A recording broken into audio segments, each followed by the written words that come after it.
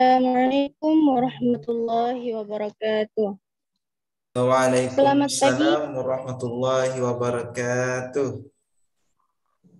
Selamat pagi, salam sejahtera untuk kita semua. Yang terhormat Bapak Syahrin selaku CEO Analog Teachers of Learning. Yang terhormat para pembicara yang luar biasa.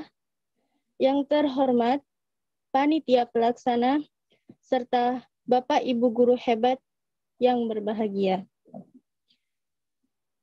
Acara Diklat Pendidikan Nasional dengan tema Revolusi Kurikulum, kurikulum dari masa ke masa, yang akan dibagi menjadi 2 sesi dan akan dilaksanakan pada tanggal 15, 16, 22, dan 23 Februari 2022. Baiklah, saya akan sampaikan susunan acara pembukaan kegiatan Diklat Pendidikan pada hari ini. Acara pertama, pembukaan. Untuk membuka acara ini, marilah kita bersama-sama mengucapkan basmalah. Bismillahirrahmanirrahim.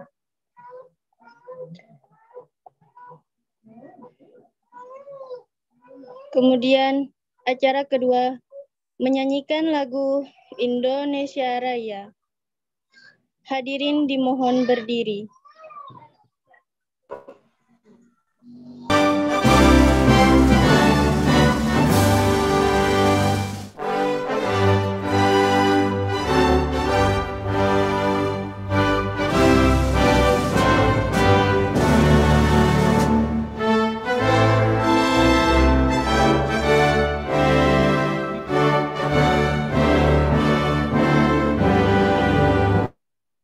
Indonesia.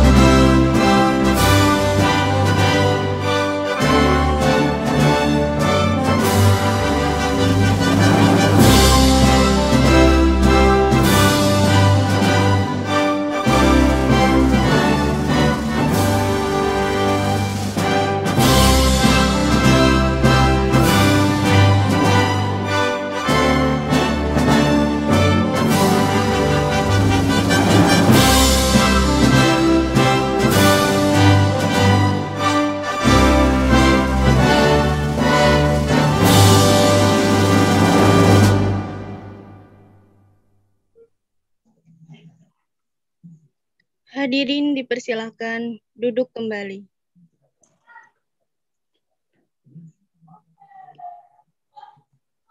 Memasuki acara ketiga, yakni sambutan. Sambutan yang pertama akan disampaikan oleh Ketua Pelaksana, yakni Bapak Ahmad Mujakir, SPD. Kepada beliau, kami persilahkan.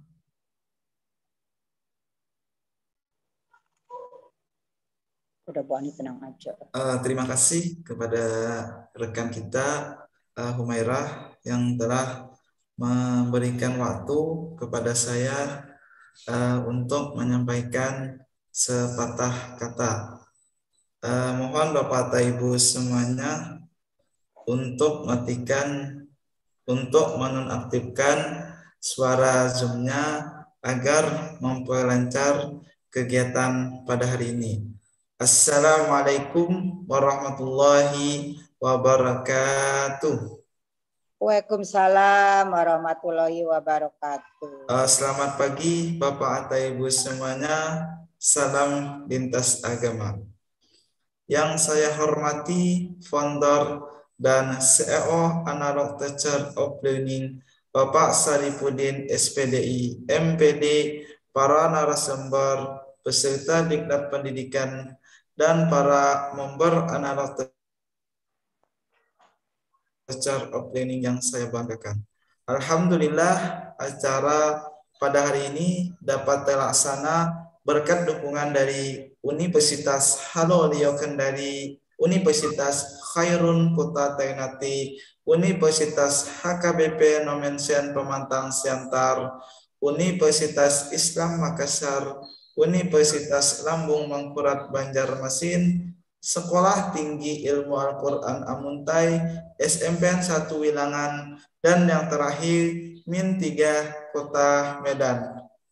Kegiatan hari ini disponsori oleh produk kecantikan NS Kosmetik, berkah ziarah wisata religi, ziarah para wali, Tuku Manasa, agen Pratek Seserangan, Borneo Tour and Travel Ticketing Online.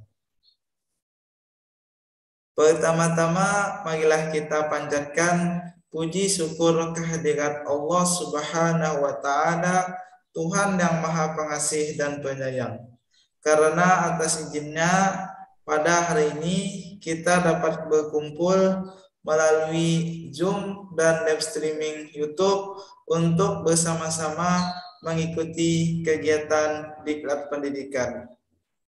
Salawat serta salam tak lupa senantiasa kita haturkan kepada junjungan Nabi Muhammad SAW yang telah membawa kita hijrah dari zaman jahiliyah ke zaman yang bermartabat dan berilmu, serta akan selalu kita nantikan syafaatnya di hari akhir. Yang pertama, saya selaku Ketua Pelaksana mengucapkan banyak sekali terima kasih kepada semua peserta yang telah hadir untuk mengikuti acara Diklat Pendidikan yang kami adakan yang kesekian kalinya. Kepada rekan-rekan yang membantu terlaksananya acara pada hari ini, terima kasih juga kepada founder dan CEO Analog Teacher of Learning, Bapak Saripudin SPDI MPD, dan terlebih khusus kepada semua narasumber yang tidak dapat kami sebutkan satu persatu.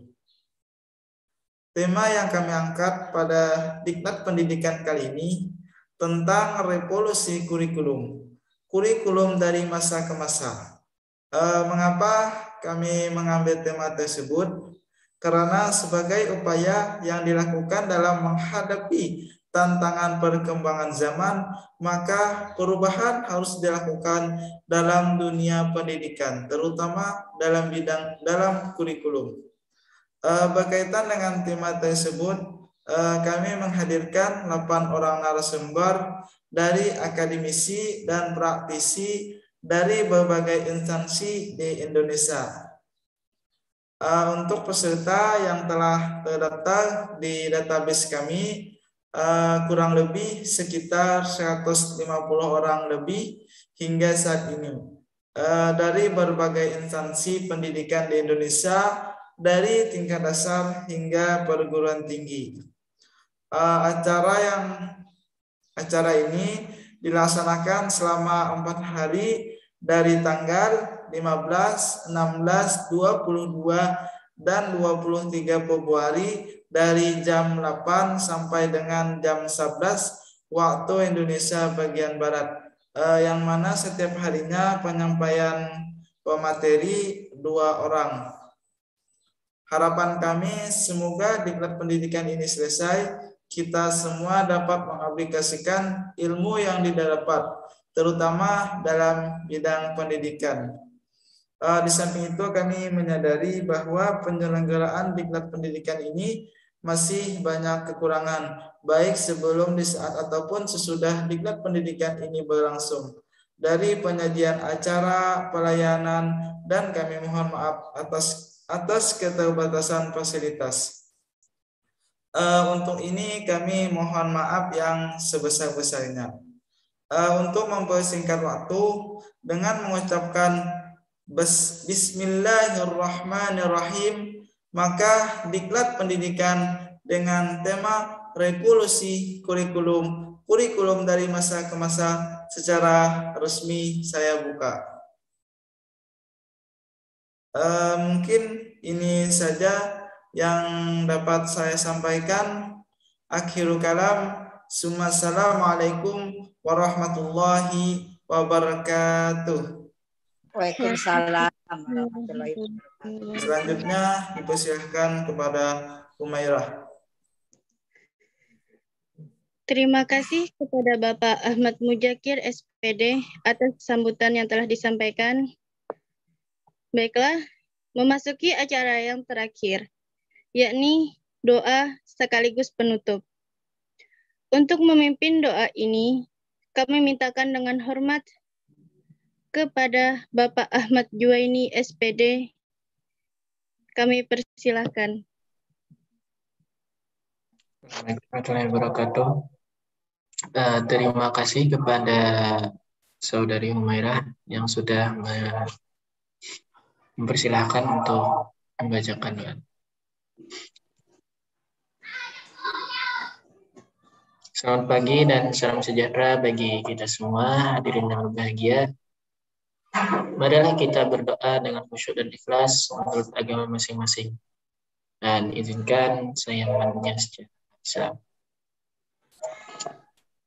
Allahumma ya Allah ya Tuhan kami, tiada kata dan rasa yang pantas kami aturkan kepadamu pagi hari ini, selain syukur kami padamu atas segala nikmat dan hidayah yang sudah Engkau anugerahkan kepada kami, sehingga kami bisa hadir bersama untuk mengikuti kegiatan pada pagi hari ini. Untuk itu ya Allah ya Rahman ya Karim, jadikanlah acara ini sebagai acara yang Engkau ridai, yang membawa barakah, rahmat, taufik dan hidayah buat kita semua. Ya Allah ya Tuhan kami, izinkanlah kami memohon, jadikanlah kegiatan ini sebagai penyegar, pembangkit dan penggugah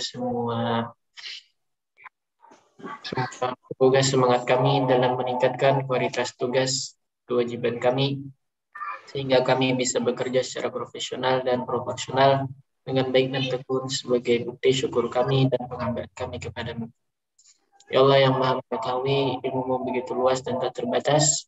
Oleh karena itu, anugerahkanlah kepada kami ilmu yang bermanfaat sebagai bekal kami dalam menjalani hidup dan kehidupan, serta berilah kami kekuatan untuk mampu mengamalkan dan menyebarluaskan ilmu yang telah Engkau anugerahkan kepada kami.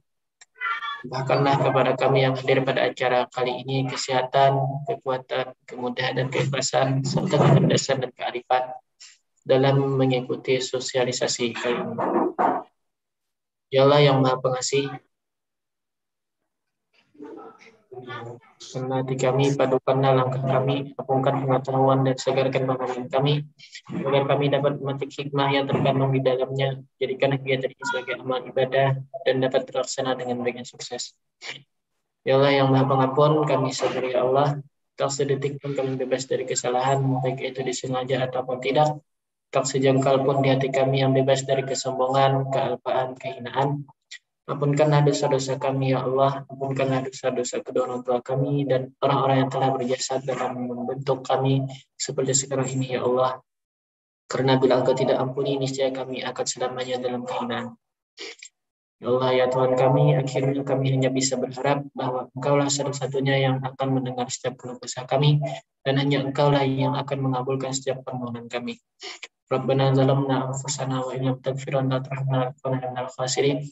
Rabbana atina fid dunya hasanah wa fil akhirati hasanah wa qina adzabannar. Sallallahu alaihi wa sallam Muhammad wa ala alihi wasallam. Alhamdulillahirabbil alamin. Oke, untuk selanjutnya saya serahkan ke Mbak Humairah. Baiklah, dengan berakhirnya doa tadi, maka berakhir pula acara pembukaan diklat pada hari ini. Saya selaku pembawa acara, mohon maaf jika terdapat kesalahan maupun kekhilafan dalam penyampaian saya tadi. Terima kasih atas perhatiannya. Wassalamualaikum warahmatullahi wabarakatuh.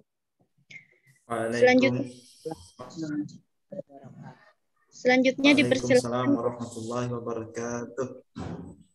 Selanjutnya dipersilahkan kepada Muhammad Yunus untuk memandu acara kegiatan Diklat Pendidikan pada hari ini. Oke, terima kasih kepada Bapak Ahmad Munjakir. Apakah suara saya terdengar? Terdengar. Oke. Bismillahirrahmanirrahim. Mohon kepada Bapak dan Ibu semuanya untuk bisa mematikan suara Zoom-nya atau mute agar dapat memperlancar kegiatan kita pada hari ini. Assalamualaikum warahmatullahi wabarakatuh. Selamat siang, salam lintas agama. Baik, terima kasih kepada Bapak Syarifuddin SPDI MPD selaku founder dan CEO Analog Teacher of Learning, dan juga kepada Ketua Pelaksana Diklat Pendidikan Nasional Bapak Ahmad Munjakir SPD.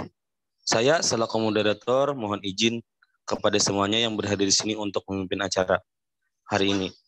Alhamdulillah, saya ulangi lagi bahwa acara kita hari ini dapat terlaksana berkat dukungan dari beberapa instansi, yaitu yang pertama ada Universitas Halo Oleh Kendari, Universitas Khairul Kota Ternate, Universitas HKBP Nomensen Medan, yang keempat ada Universitas Islam Makassar, Universitas Lampung Mangkurat Banjarmasin, Sekolah Tinggi Ilmu Al-Quran Muntai, SMPN 1 Wilangan, dan yang terakhir Min 3 Kota Medan. Dan kegiatan ini juga disponsori oleh Ines Kosmetik, Berkah Jerah atau Wisata Religi, Jerah Makam Para Wali, Toko Munasya atau Agen Batik Sasirangan, dan Borneo Tour dan Travel Trekking online. Jadi pada hari ini tanggal 15 Februari 2022, Analog Teacher of Learning melaksanakan Diklat Pendidikan Nasional dengan tema Revolusi Kurikulum atau Kurikulum dari Masa ke Masa. Pada hari ini kami akan menghadirkan 2 orang narasumber untuk menyampaikan materi.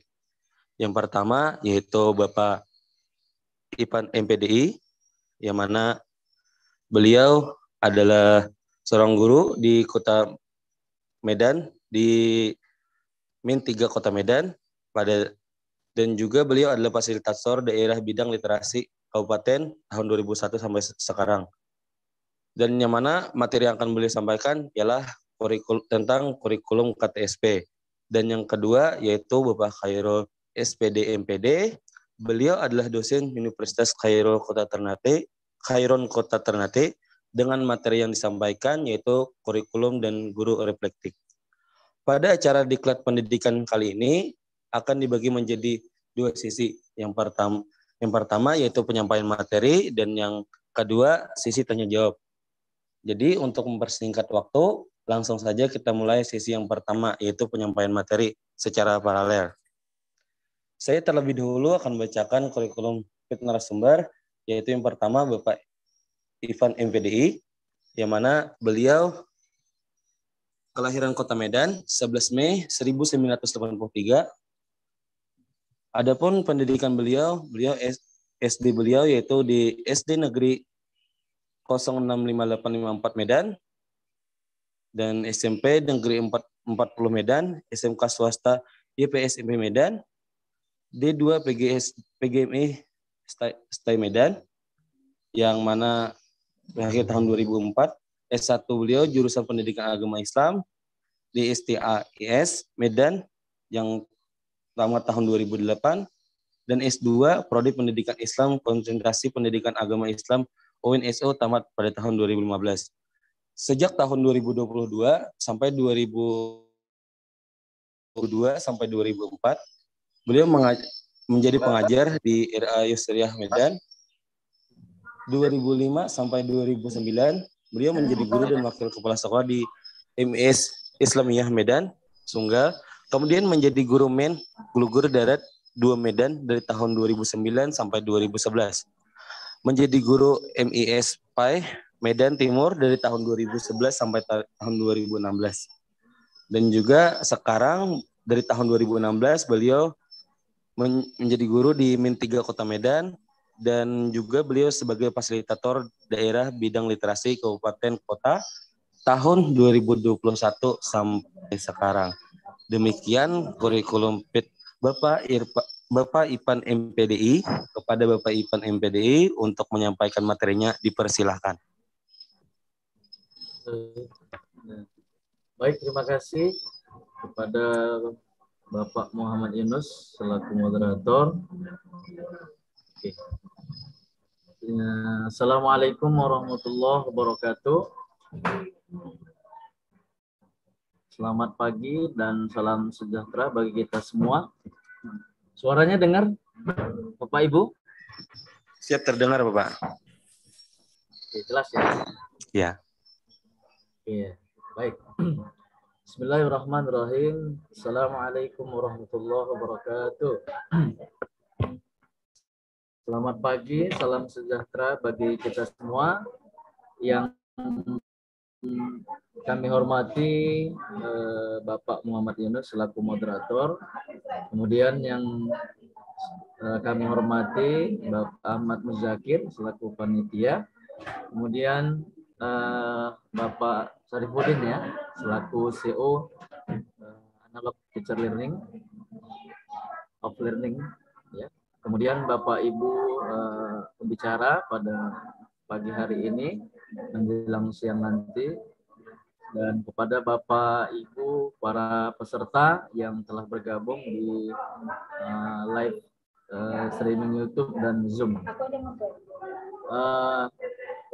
Terima kasih yang sebesar-besarnya kami ucapkan kepada Bapak Ibu semuanya yang telah sama-sama berpartisipasi dan meluangkan waktu dalam hal ini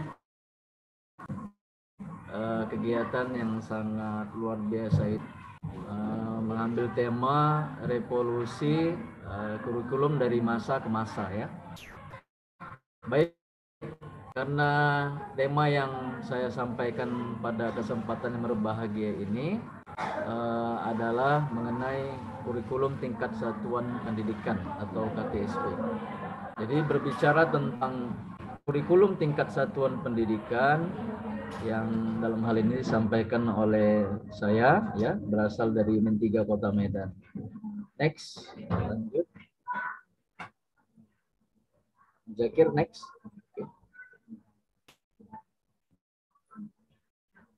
Slide pertama ya.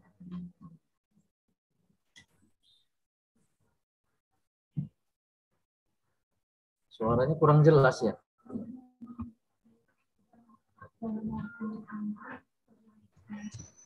Oke, sudah jelas suaranya? Jelas, Pak. Jelas. Oke, ya. Iya, karena tadi ada yang chat kurang jelas. Baik. Berbicara tentang kurikulum tingkat satuan pendidikan atau KTSP, tentunya ini adalah bakal cikal yang telah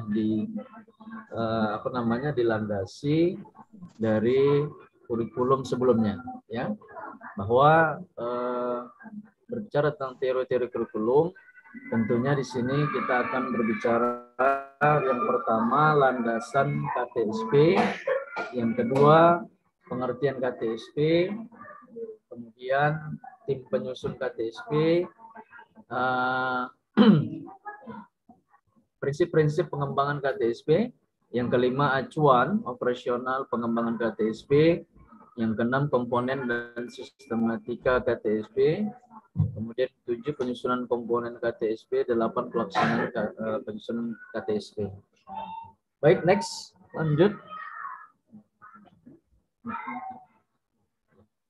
Jadi pengertian KTSP atau kurikulum tingkat satuan pendidikan adalah kurikulum operasional yang disusun oleh dan dilaksanakan di masing-masing satuan pendidikan.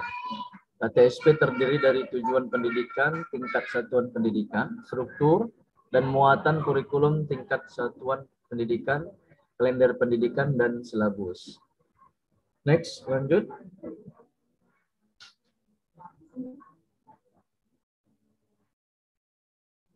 Acuan operasional pengembangan KTSP Yang pertama tentunya adalah peningkatan iman dan takwa serta akhlak mulia. Yang kedua, peningkatan potensi kecerdasan dan minat sesuai dengan tingkat perkembangan dan kemampuan peserta didik. Yang ketiga, keragaman potensi dan karakteristik daerah dan lingkungan. Yang keempat, tuntutan pembangunan daerah dan nasional.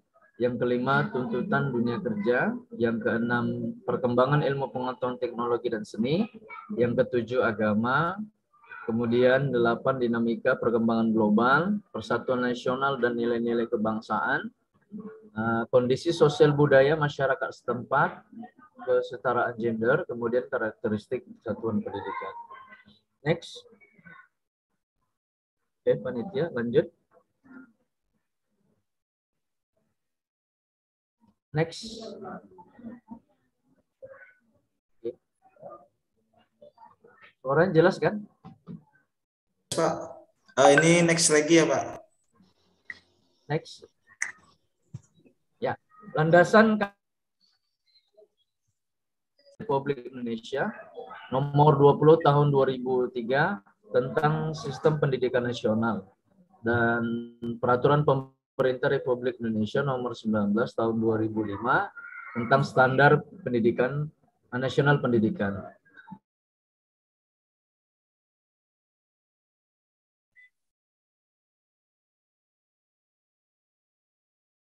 Ini hilang suaranya Pak.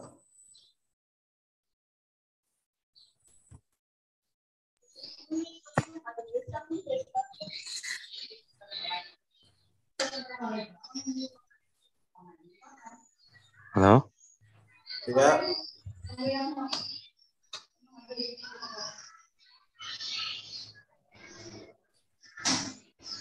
Halo Pak Ipan.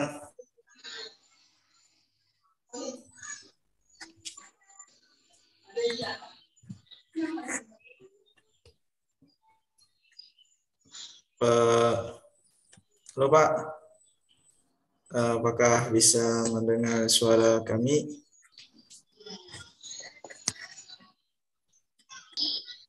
Di Lampung Ya. suaranya sangat jelas dan bagus. Baik ya, Bapak Ibu. Ya Bapak, sudah bergabung kembali. Maaf tadi terlempar ini. Iya, iya, nggak apa-apa.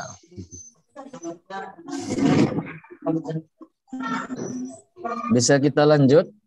Siap Bisa, Pak. Pak. Boleh Pak. Ya, oke. Selanjutnya landasan KTSP yang pertama tadi sudah kita sampaikan. Yang kedua, peraturan Menteri Pendidikan Nasional nomor 22 tahun 2006 tentang standarisasi, nomor 23 tahun 2006 standar kompetensi lulusan, dan nomor 24 tahun 2006 pelaksanaan.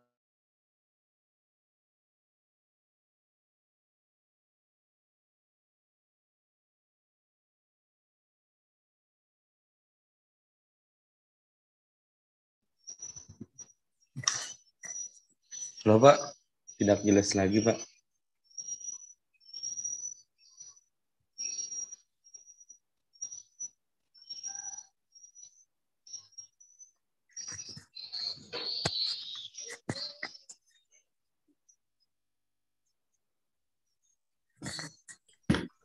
Halo Pak Ivan.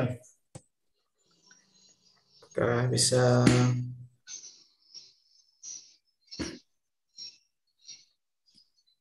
mungkin beliau ini lagi terlempar, kita tunggu sebentar.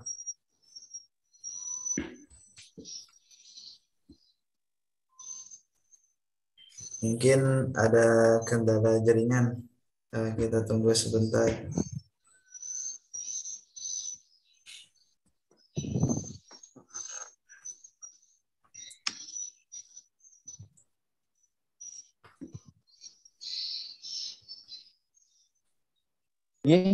Oke. Mohon maaf ya. Oke, next lanjut. Ya, masuk suaranya?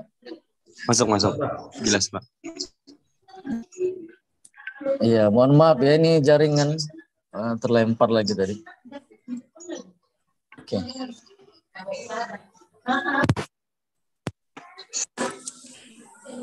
Oke, baik. Kemudian dalam hal ini sebagai tim penyusunan KTSP, yang pertama adalah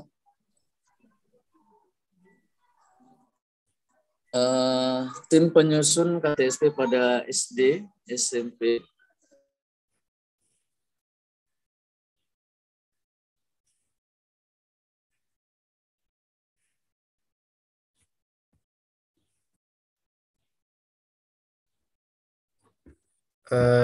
Hilang lagi suaranya, Pak. Oke, mohon maaf. Iya, oke, mohon maaf ya. Baik, saya ulangi, tim penyusun KTSP dalam hal ini yang pertama adalah tim penyusun KTSP pada SD, tingkat SD, MI, SMP Sanawiyah, SMA Aliyah, dan SMK, terdiri atas guru, konselor, dan kepala sekolah sebagai ketua merangkap anggota. Di dalam kegiatan tim penyusun melibatkan komite sekolah dan narasumber, serta pihak lain yang terkait di supervisi dilakukan oleh dinas yang bertanggung jawab di bidang pendidikan tingkat kabupaten kota untuk SD dan SMP, di tingkat provinsi untuk SMA dan SMK. Yang kedua, tim penyusun kurikulum tingkat satuan pendidikan MI, MTS, SMA, dan Madrasah Aliyah Kejuruan, terdiri atas guru, konselor, dan kepala madrasah sebagai ketua merangkap anggota. Di dalam kegiatan tim penyusun melibatkan komite sekolah atau komite madrasah dan narasumber serta pihak lain yang terkait, dan supervisi dilakukan oleh Kementerian Agama yang menangani urusan dalam hal ini di bidang agama ya, atau pendidikan Islam atau pendidikan madrasah. Yang ketiga, tim penyusun kurikulum tingkat satuan pendidikan khusus SDLB, SMPLB, dan SMALB, terdiri atas guru, konselor, kepala sekolah sebagai ketua merangkap anggota. Di dalam kegiatan tim penyusun melibatkan komite sekolah dan narasumber serta pihak lain yang terkait. Supervisi dilakukan oleh dinas provinsi yang bertanggung jawab di bidang pendidikan. Next. Oke, lanjut. Panitia. Komponen KTSP di dalam hal ini yang pertama adalah visi dan misi satuan pendidikan. Kemudian yang kedua, tujuan pendidikan tingkat satuan pendidikan. Yang ketiga, struktur dan muatan kurikulum tingkat satuan pendidikan. Yang keempat, kalender pendidikan. Yang kelima, silabus. Lanjut. Oke, next, Zakir. Nah, ini sistematika atau kerangka KTSP dalam hal ini acuan ataupun sistematikanya mulai dari nama sekolah atau satuan pendidikan, alamat, visi sekolah, misi, kemudian tujuan sekolah, struktur dan muatan kurikulum, kalender pendidikan, lampiran, dan silabus ya. Next, lanjut. Oke, next lagi. Ya, prinsip-prinsip pengembangan KTSP yang pertama berpusat pada potensi, perkembangan, kebutuhan, dan kepentingan peserta didik dan lingkungannya. Yang kedua, beragam dan terpadu. Yang ketiga, tanggap terhadap perkembangan ilmu, pengetahuan, teknologi, dan seni. Yang keempat, relevan dengan kebutuhan kehidupan. Yang kelima, menyeluruh dan berkesinambungan. Yang keenam, belajar sepanjang hayat. Yang ketujuh, seimbang antara kepentingan nasional dan kepentingan daerah. Lanjut, next. Ya, penyusunan komponen KTSP yang pertama mengisi kolom identitas, yang kedua merumuskan visi misi sekolah, merumuskan tujuan sekolah, menyusun struktur dan muatan kurikulum, kalender pendidikan, dan silabus. Lanjut. Oke, next, panitia.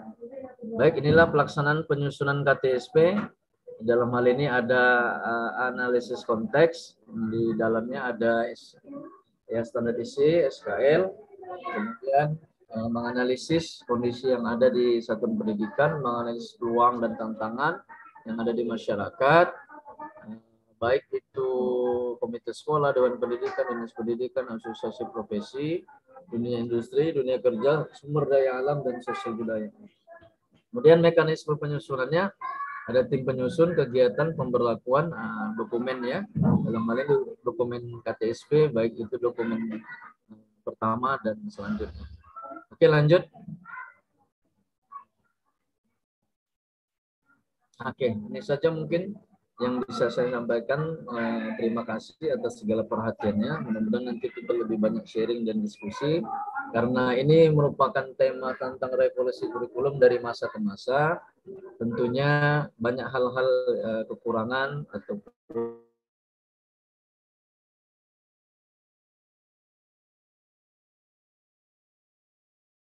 kurikulum prototipe, dan nanti ada mungkin di hari-hari berikutnya ada sumber yang menyampaikan tersebut. Demikian, terima kasih. Assalamualaikum warahmatullahi wabarakatuh. Waalaikumsalam warahmatullahi wabarakatuh. Terima kasih kepada Bapak Ipan MPDI yang tadi telah menyampaikan materi yang sangat luar biasa. Jadi langsung saja kita kepada narasumber yang kedua, pemateri yang kedua, yaitu Bapak Khairul SPD. Yang mana Bapak Khairul SPD ini adalah beliau adalah dosen di Universitas Khairun. Adapun pengalaman kerja beliau sebagai dosen Universitas Madako tahun 2014 sampai 2017 dan juga dosen di Universitas Khairun pada tahun 2018 sampai sekarang. Adapun pendidikan beliau program S1 di STKIP Muhammadiyah Bulukumba 2007 sampai 2011. Adapun S2 beliau di Universitas Negeri Makassar 2012 sampai 2014 dan program dokter beliau di Universitas Pendidikan Indonesia 2017 sampai dengan sekarang. Adapun beliau pernah menulis, adapun sedikit saya bacakan di yang berjudul Reflection of the Virtual Learning Environment and the COVID-19 Period, itu pada tahun 2020. Demikian kurikulum PET dari Bapak Khairul SPD MPD. Jadi kepada Bapak Khairul SPD MPD untuk bisa menyampaikan materinya dipersilahkan.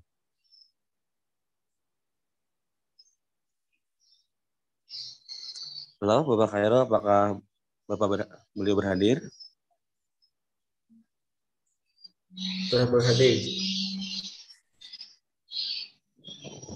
Halo Pak. Halo.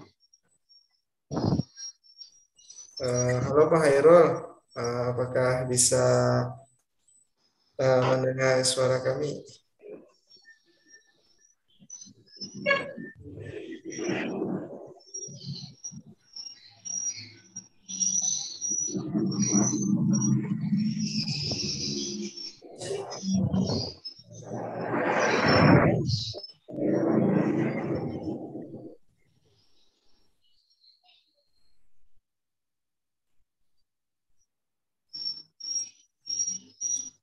Kita tunggu sebentar Bapak Ibu semuanya.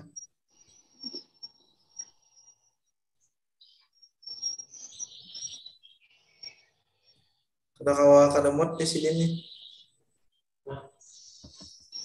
Untuk on mod. Saya tidak bisa mod deh.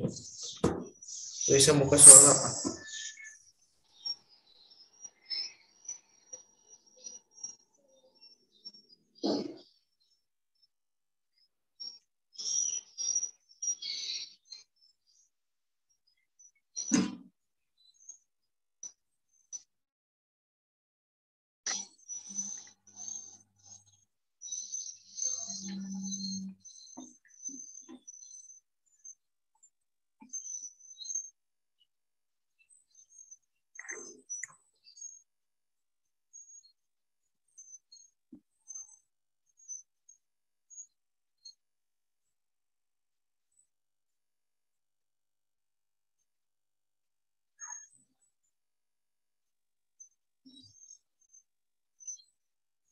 Tunggu sebentar.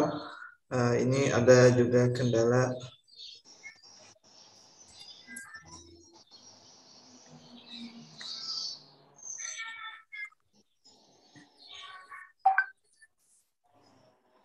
Assalamualaikum Pak.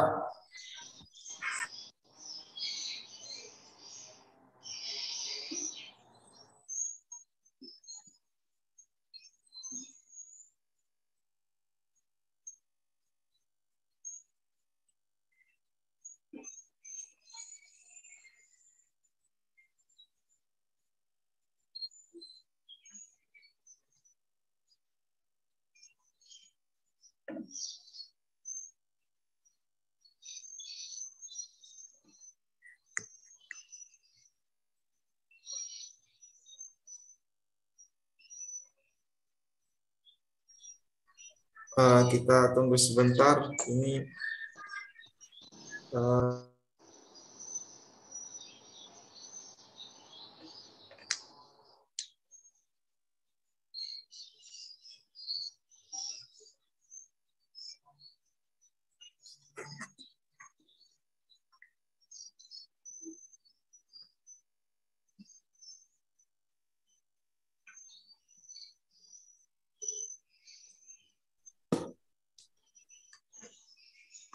Oke, nanti saya kirim.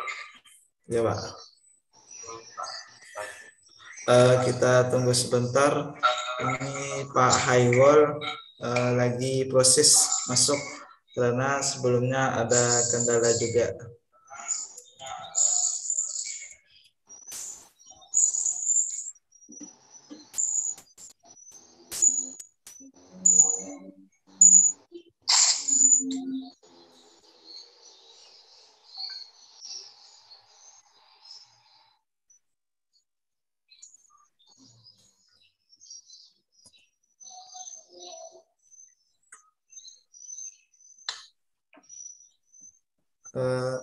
Sudah bisa Pak?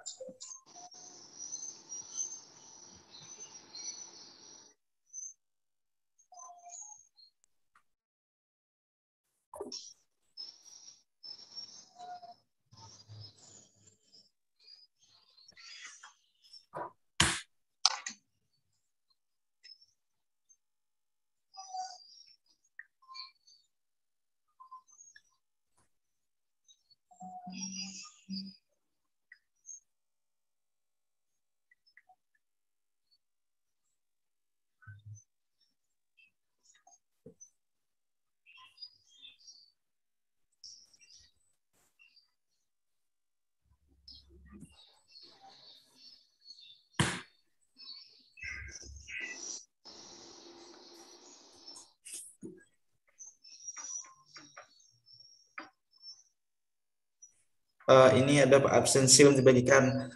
Untuk absensi nanti kami bagikan pada saat sesi tanya jawab melalui kolom chat Zoom dan live streaming YouTube. Tunggu aja nanti informasinya, nanti akan diinformasikan oleh moderator kami. Belum. Tunggu sebentar ya Bapak Ibu semuanya, karena ini lagi ada kendala dari Zoom pemateri. Ya, halo, assalamualaikum. Waalaikumsalam.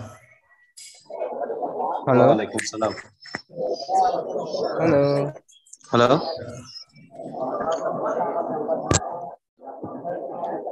Apa ya?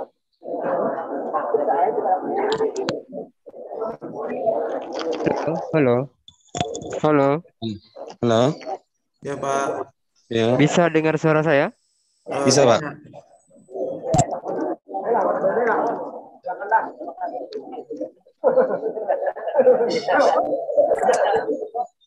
Bisa dengar suara saya? Halo.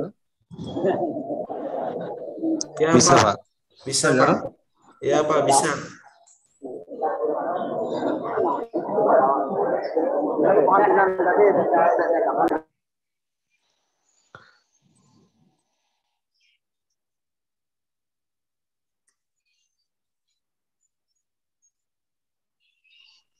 Halo.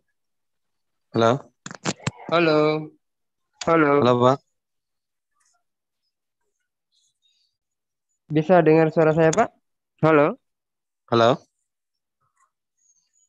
Terdengar, Pak. Sangat jelas. Halo.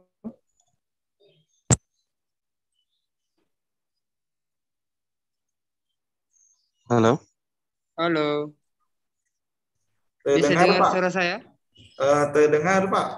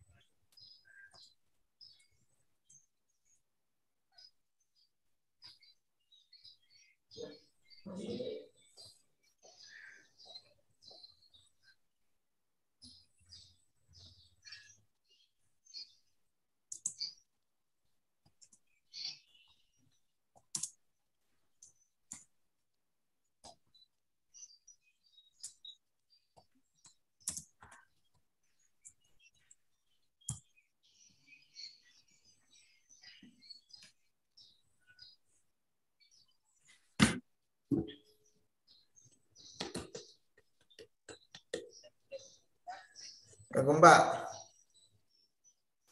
Ya, halo. Tadi suara Bapak ya? Tadi Bapak sebelumnya masuk ya? Halo. Iya. Halo.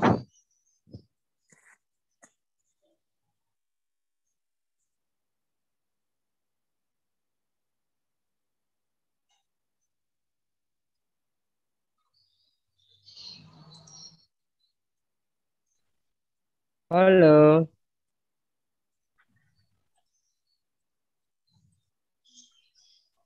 Apakah Saya bisa? sudah saya dengar suara Bapak. Oh ya, Terdengar? terdengar, Pak. Bapak bisa mendengar suara saya? Bisa. Jelas, Pak. Halo, halo. Halo. Iya, Halo. Pak. Iya, Jelas, Pak. Pak? Jelas. Iya, bisa dengar suara saya? Bisa, Pak. Nah, bisa. Oke, mungkin bisa di-share PowerPoint-nya, Pak. Suaranya Bapak sudah jelas, kami sudah dengar ini ya. Oke, Ini silakan Bapak di-share PowerPoint-nya yang saya kirimkan ke admin.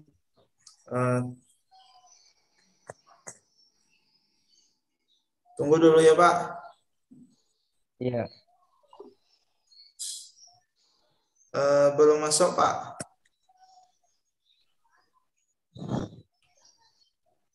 Untuk PPT-nya belum masuk, Pak Hairul.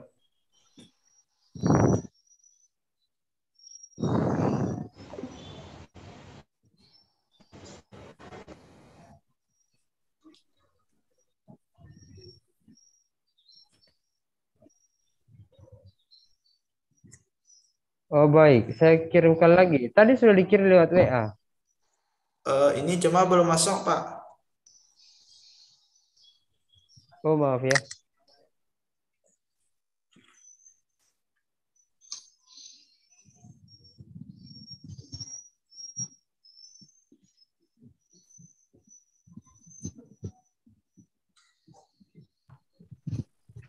Halo, selamat siang Pak. Kok enggak ada kedengaran nih suaranya ini? Halo, Ya, halo, Pak. kok bisa hilang suaranya ini? Apa sinyal kira-kira ini mungkin?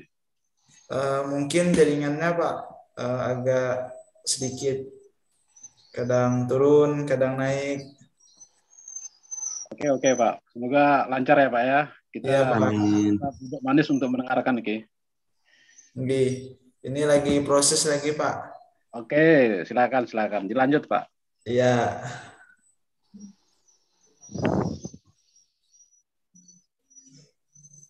Kalau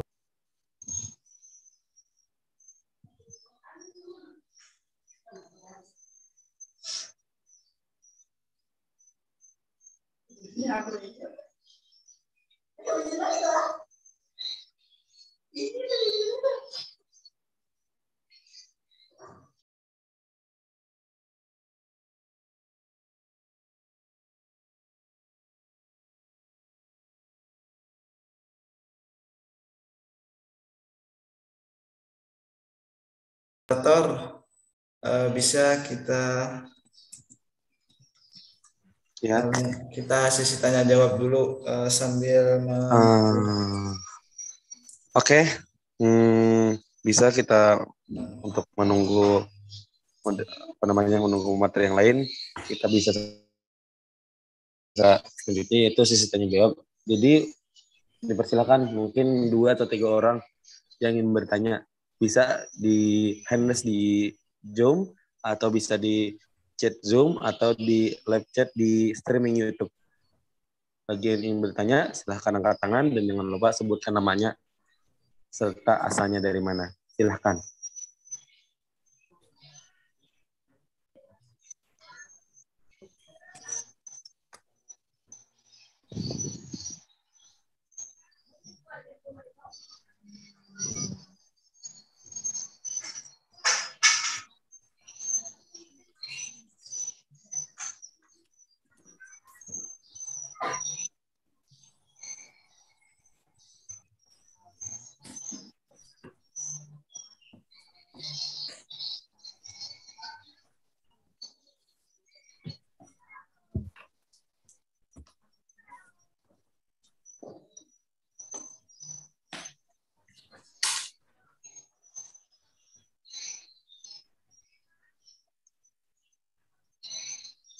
Oke, belum ada, ditunggu ya yang mau bertanya.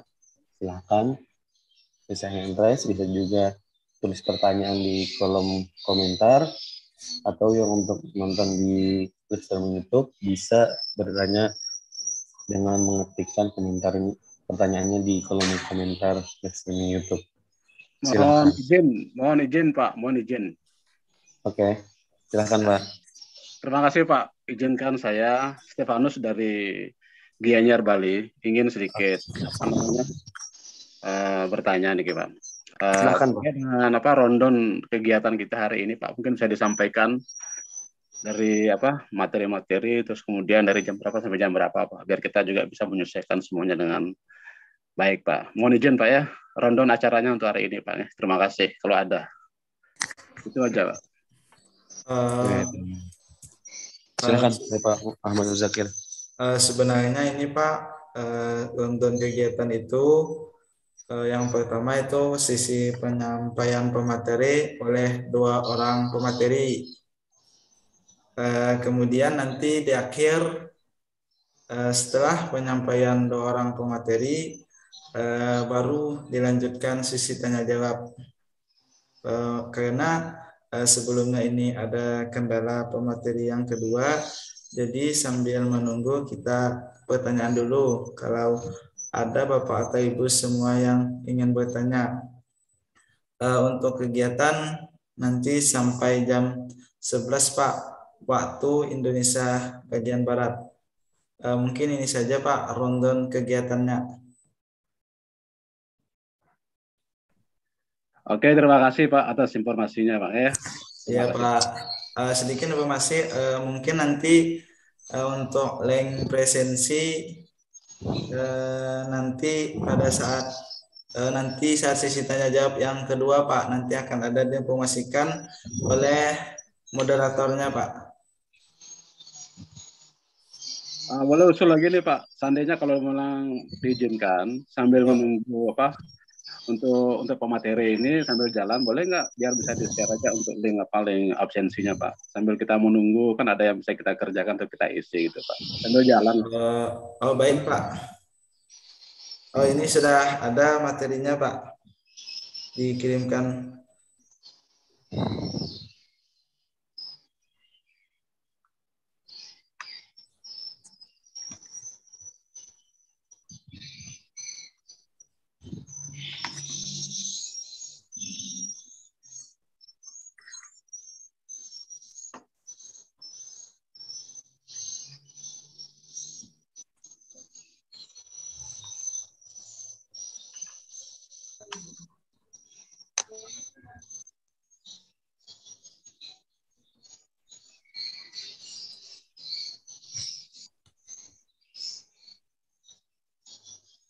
Halo, bisa dengar suara saya?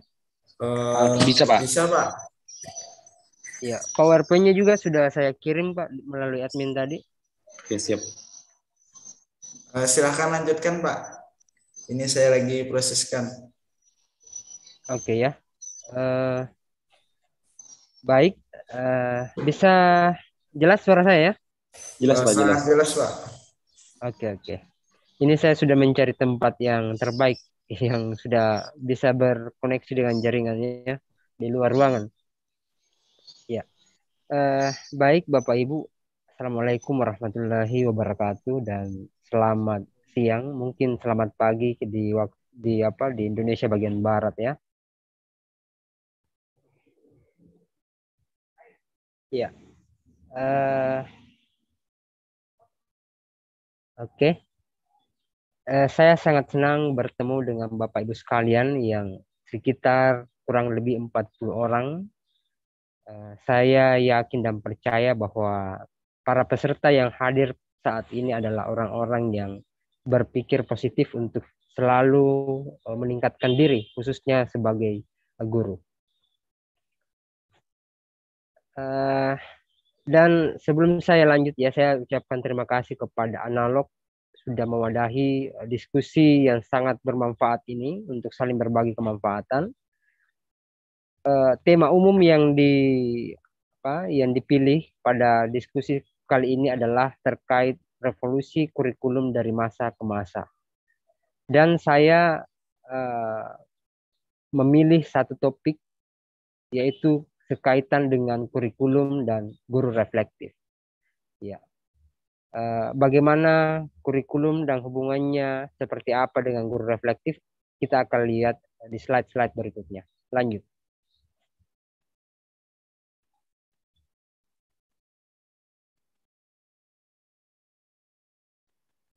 Oke, bisa dilanjutkan admin? Oke, ya. Ada satu hal menarik dari tema umum kita pada kesempatan ini. Ada satu kata, yaitu kata revolusi, yang tentu kita sudah sering mendengarkan bersama dikaitkan dengan berbagai kata. Biasanya dikaitkan dengan kata pahlawan, revolusi industri 4.0, revolusi mental, revolusi akhlak, dan hari ini Analog mengaitkannya dengan yang namanya revolusi kurikulum. Tetapi kata apapun yang dikaitkan dengan kata revolusi, maka revolusi itu tetaplah bermakna perubahan, sebuah perubahan.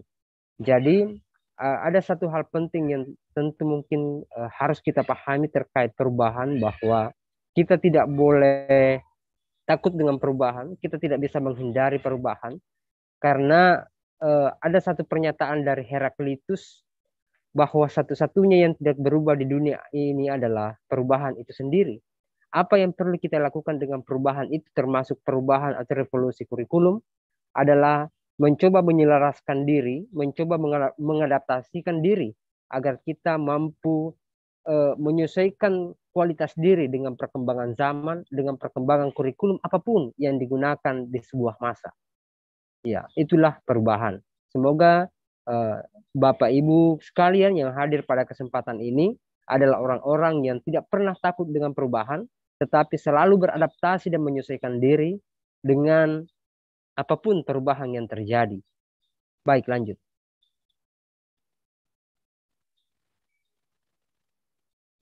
Oke. Sebenarnya gambar yang sedang tampil di hadapan Bapak Ibu masing-masing itu adalah susunan berbagai versi tentang sistem pendidikan yang terbaik di dunia. Ada begitu banyak versi. Ada yang mengatakan bahwa sistem pendidikan terbaik di dunia adalah Inggris. Ada yang mengatakan bahwa pendidikan terbaik di dunia adalah Amerika. Ada yang banyak menyebutkan tentang Finlandia. Tetapi satu hal pasti bahwa saya tidak pernah menemukan pendidikan terbaik di dunia itu Indonesia. Karena ketika kita berbicara tentang pendidikan Indonesia, kita hanya selalu teringat bahwa level literasi, tingkat kemampuan berliterasi peserta didik di Indonesia itu sangat rendah. Ya. Tetapi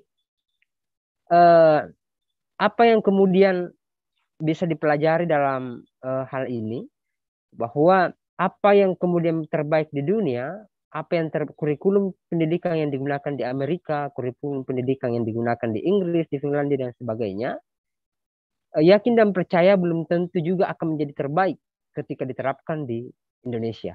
Maka dari itu kita harus percaya diri dengan apa yang dihasilkan oleh para pemikir-pemikir kita terkait dengan kurikulum yang digunakan sampai saat ini. Mulai dari awal sampai akhir, sampai saat ini. Lanjut.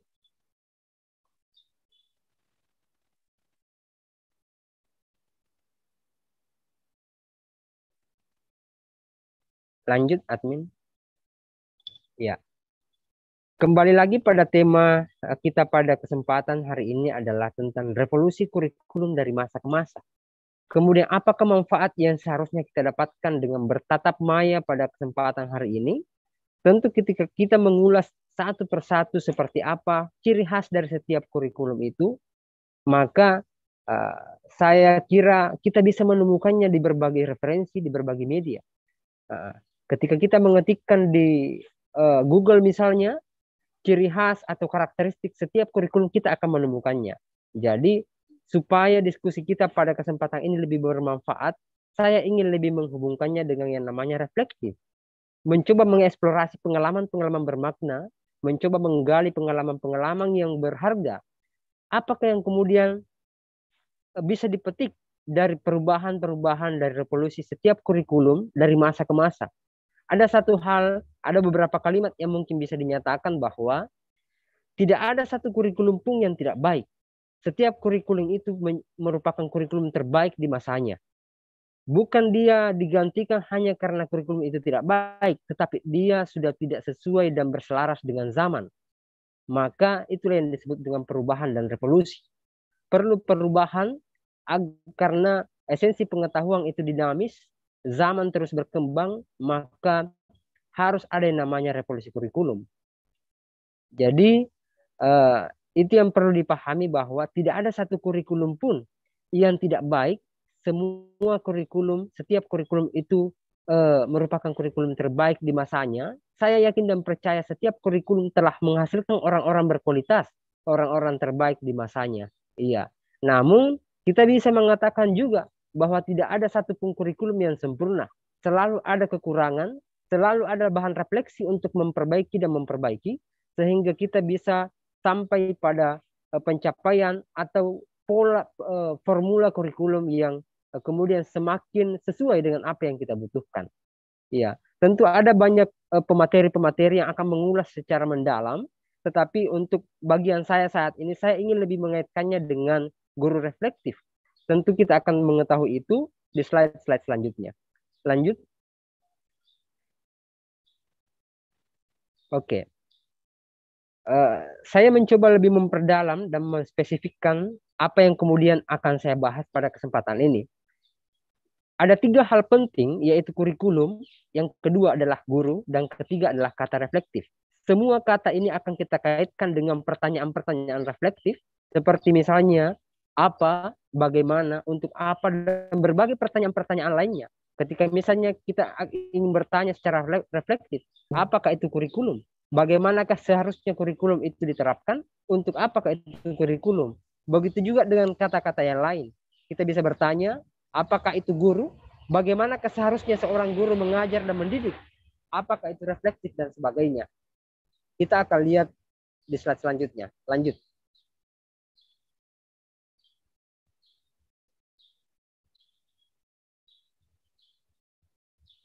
Ya, lanjut admin. Ini mungkin agak delay sedikit.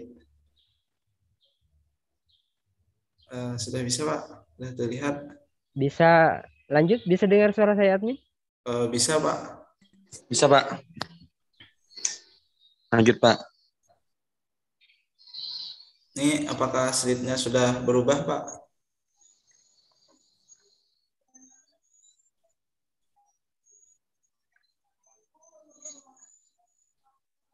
Terima.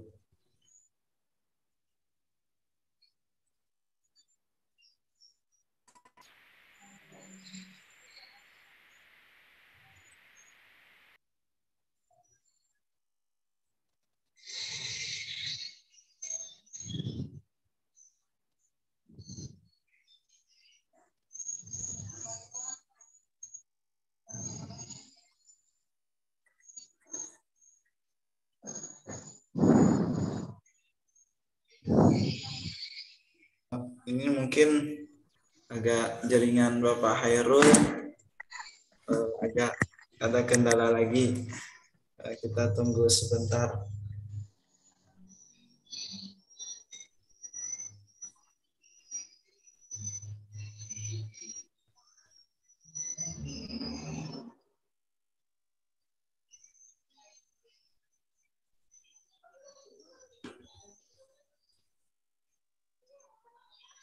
Halo Pak Hairul, apakah bisa mendengar suara kami?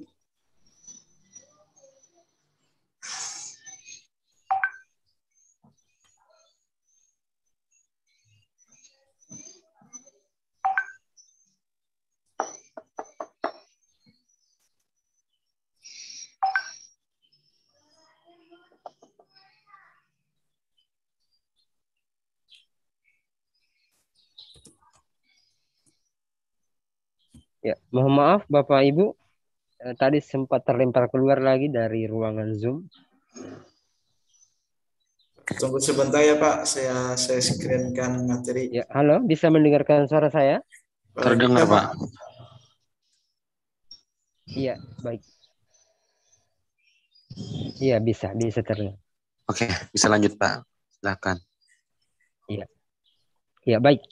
Mohon maaf Bapak Ibu karena mungkin kelemahan teknis jaringannya. Baik, kita lanjut pada kata kurikulum. Ketika kita apakah itu kurikulum, tentu dengan mudah kita akan menemukan berbagai pendapat dari berbagai ahli, dari berbagai referensi tentang apakah itu kurikulum. Ya. Tetapi kita bisa simpulkan bahwa kurikulum itu adalah merupakan seperangkat pengaturan dan rencana pembelajaran untuk mencapai tujuan pendidikan. Tentu kita bisa membayangkan bagaimanakah kemudian sistem pendidikan di negara kita, di Indonesia, seandainya tidak ada yang namanya kurikulum. Itu secara makro. Coba kita bayangkan saja secara spesifik yang ruang yang lebih kecil, kita tentu sebagai seorang guru, sebagai pendidik, kita terbiasa dengan yang namanya istilah keterampilan mengajar, ada keterampilan membuka, kemudian menyampaikan isi dan menutup.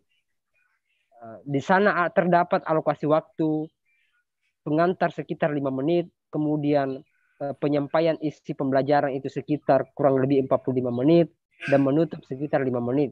Itulah sebuah perencanaan. Jadi sebuah perencanaan adalah merupakan hal yang sangat penting untuk mencapai sebuah target, untuk mencapai sebuah tujuan. Begitu juga halnya dalam kurikulum pendidikan. Tanpa kurikulum, maka tidak akan bisa dilakukan sebuah evaluasi dan perkembangan atau kemajuan pendidikan. Iya. Jadi tentu kita bisa memahami bahwa kurikulum merupakan rencana untuk mencapai target. Karena ada kata-kata bijak yang mengatakan bahwa gagal dalam merencanakan itu sama halnya dengan merencanakan kegagalan. Ya, jadi harus dengan baik merencanakan sebuah aktivitas yang dilakukan. Lalu ketika kurikulum dikaitkan dengan pertanyaan bagaimanakah kurikulum itu diaktualisasikan hari ini? Apakah sudah sesuai dengan apa yang kita harapkan atau bagaimana? Dari berbagai penelitian, dari berbagai data empiris ditemukan bahwa kebanyakan guru itu hanya mengcopy paste uraian-uraian yang merupakan turunan dari kurikulum, misalnya RPP, silabus dan sebagainya. Tentu kita bisa mengatakan bahwa sebaik apapun kurikulum, ketika tidak ada kesadaran dari seorang pengajar sebagai elemen penting dalam sistem pendidikan, maka tidak akan pernah maju sebuah pendidikan di negara kita. Seperti itu. Lanjut. Ya. Ketika kita bertanya apakah itu guru, tentu semua tahu bahwa guru adalah sebuah profesi mulia, mengabdi karena cinta dan ketulusan, memenuhi panggilan hati nurani. Tapi definisi ini tak semudah untuk mengaktualisasikan, untuk mengaplikasikan profesi seorang guru. Tidak mudah. Karena tidak jarang kita mendengar bahwa seorang guru PNS terkadang mengatakan seperti ini. Tanpa mengajar pun gajinya tetap jalan. Dan dan berbagai perkataan-perkataan lainnya. Jadi untuk memang mengabdikan diri sebagai seorang guru sejati, itu tidak semudah mendefinisikan guru itu. Bahwa guru adalah sebuah profesi mulia, mengabdi karena cinta dan ketulusan, memenuhi panggilan hati nurani. Tidak segampang itu. Lanjut.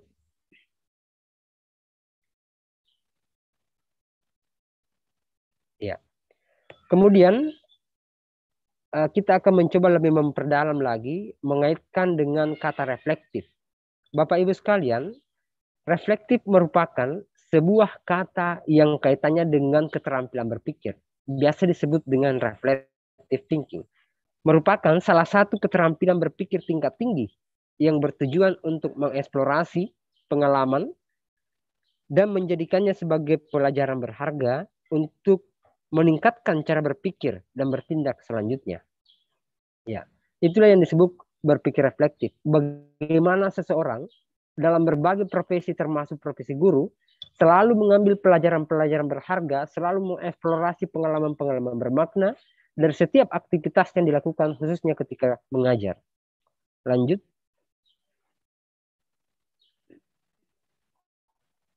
Ya. Kata reflektif ini bisa ditinjau dari berbagai sudut pandang. Salah satunya adalah dalam pendekatan humanistik. Dikatakan bahwa refleksi dapat dilihat dengan menggunakan teori yang berpusat pada individu atau person-centered theory. Individu diberikan kebebasan mengeksplorasi pengalaman, perasaan, dan pengetahuannya hingga memperoleh suatu makna yang dapat diimplementasikan dalam kehidupannya. Begitu juga ketika dikaitkan dengan seorang guru yang mampu merefleksikan pengalamannya. Ya, mudah-mudahan ilmu tentang reflektif ini sedikit banyaknya bisa dipetik oleh Bapak Ibu sekalian setelah setelah pertemuan diskusi ini dan bisa diaktualisasikan dalam pengalaman mengajar nantinya. Lanjut. Oke. Ketika dipandang dari pendekatan kognitif, maka reflektif menekankan cara individu memproses informasi, khususnya cara dia mempersepsi dan mengingat, berpikir dan memecahkan masalah yang saling berhubungan, pemahaman seseorang terhadap pengalamannya dan mengaitkannya dengan pengalaman orang lain. Lanjut.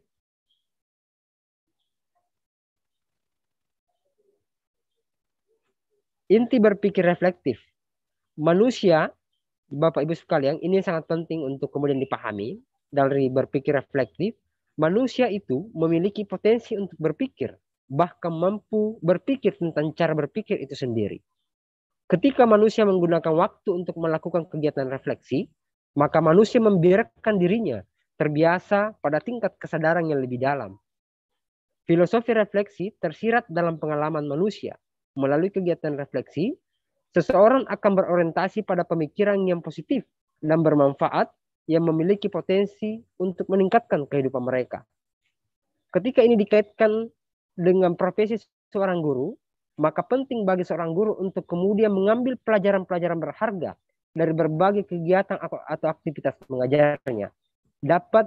Saya ingin mengatakan bahwa tugas guru itu mengajar, tetapi pada esensinya, pada hakikatnya dia sedang belajar. Bagi guru yang memahami. Jadi memang guru bertugas untuk mengajar, tetapi setiap saat di saat yang bersamaan, mereka juga sedang belajar. Lanjut. Ya, saya ingin mohon maaf dulu ya, mohon maaf kalau sedikit melebihi waktu yang telah ditentukan Bapak Ibu sekalian, karena maksimal waktu yang diberikan kepada saya itu 45 menit ya, 30 sampai 45 menit. Mohon maaf jika lebih sedikit begitu. Ketika kita berbicara tentang reflektif, maka ada satu tokoh yang bernama Kuhn yang mengembangkan model pengajaran reflektif. Bagan pengajaran reflektif, dari model pengajaran reflektif ini bisa dilihat pada apa yang tampil di hadapan Bapak Ibu sekalian, bahwa setiap manusia, termasuk guru, itu memiliki pengetahuan yang bersumber dari membaca buku mungkin, berbasis teori, dan ada pengetahuan yang berbasis pengalaman. Ketika dikaitkan dengan teori belajar, maka ada dua mazhab besar tentang proses belajar, yaitu secara rasionalisme dan secara empirisme. Itulah yang kemudian berpadu. bahwa bisa jadi seorang guru sebelum masuk mengajar di dalam ruangan atau di dalam kelas, dia telah membaca buku tentang keterampilan mengajar. Tetapi ketika dia berdiri di depan siswanya, dia akan menemukan pengalaman-pengalaman baru yang mungkin tidak ditemukan dalam buku yang dibacanya.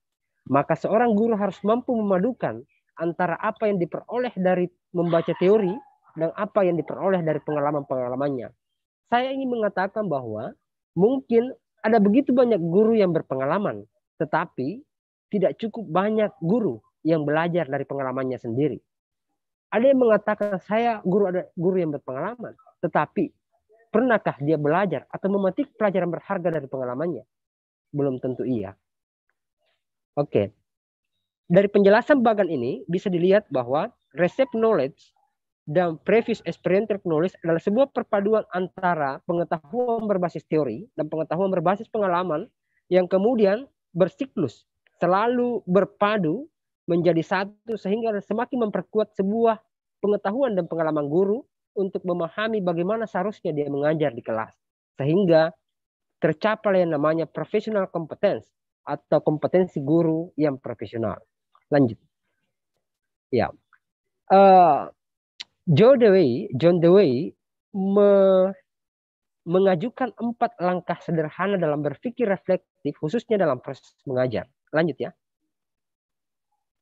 Ya. Yang pertama adalah mempertanyakan.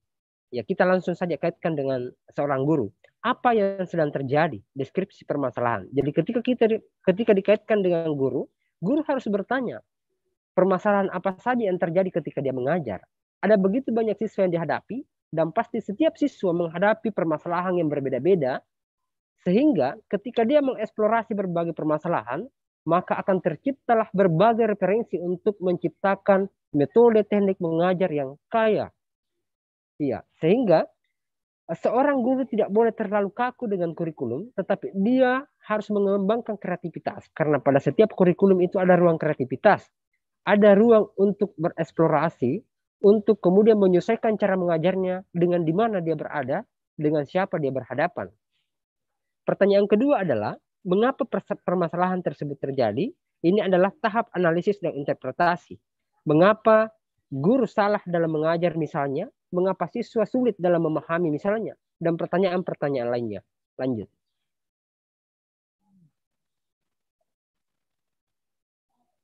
Pertanyaan ketiga adalah, so what? Pemaknaan dan penerapan secara menyeluruh. Lalu ketika seorang guru menemukan permasalahan, ketika sedang mengajar dengan berbagai karakteristik siswa yang berbeda-beda, ada begitu banyak pertanyaan yang bisa diajukan. Apa yang sudah saya pelajari dari permasalahan pembelajaran misalnya? Bagaimana peristiwa tersebut dapat mengubah cara berpikir dan bersikap? Bagaimana cara permasalahan pembelajaran tersebut bisa mengubah cara guru untuk meningkatkan keterampilannya dalam mengajar? Atau mungkin bertanya tentang apakah memang perlu dilakukan refleksi? Atau masih ada pertanyaan-pertanyaan lain yang harus seorang guru itu pikirkan? Dan yang keempat adalah, apa yang harus saya lakukan sebagai seorang guru ketika diperhadapkan kembali dengan situasi yang sama? Apakah saya akan masih tetap bersikap sama?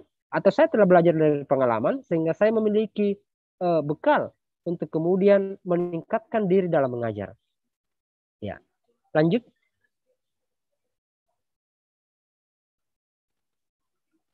Ya, selain pertanyaan-pertanyaan utama tadi, ada begitu pertanyaan-pertanyaan. Dalam tulisan yang tampil di hadapan Bapak Ibu sekalian, tertuliskan bahwa berapa lama pun kita sebagai seorang guru, sebagai seorang pendidik mengajar, banyak yang berpengalaman, tetapi pernahkah kita secara jujur sebagai seorang guru bertanya kepada diri kita sendiri dengan pertanyaan-pertanyaan berikut ini? Apakah siswa saya memahami apa yang saya jelaskan? Apakah siswa saya senang dengan cara saya mengajar? Apakah yang saya lakukan sesuai dengan rencana yang sudah saya buat? Apakah materi yang saya perkenalkan sudah sesuai dengan tujuan mereka belajar atau sesuai dengan kebutuhan mereka? Apakah sikap dan perilaku saya sudah dapat menjadi contoh yang baik bagi siswa saya? Apakah siswa saya senang ketika saya mengajar? Masih perlukah saya meningkatkan dan memperbarui pengetahuan saya tentang materi yang diajarkan? Apakah apa saja yang sudah saya lakukan dan akan saya lakukan untuk meningkatkan keprofesionalan saya. Bagaimana keprofesionalan saya setelah sertifikat mendidik saya peroleh. Ini juga yang menjadi masalah. Karena banyak guru yang sertifikasi, tetapi kadang uang sertifikasi itu digunakan untuk hal-hal lain yang tidak berhubungan dengan peningkatan profesionalisme seorang guru itu sendiri. Lanjut. Ya. Sedikit saya bisa langsung dilihat saja. Ada beberapa perbedaan profil guru reflektif dan guru tidak reflektif. Guru yang tidak reflektif bisa dilihat otomatis menerima begitu saja informasi tentang suatu masalah yang secara umum diyakini.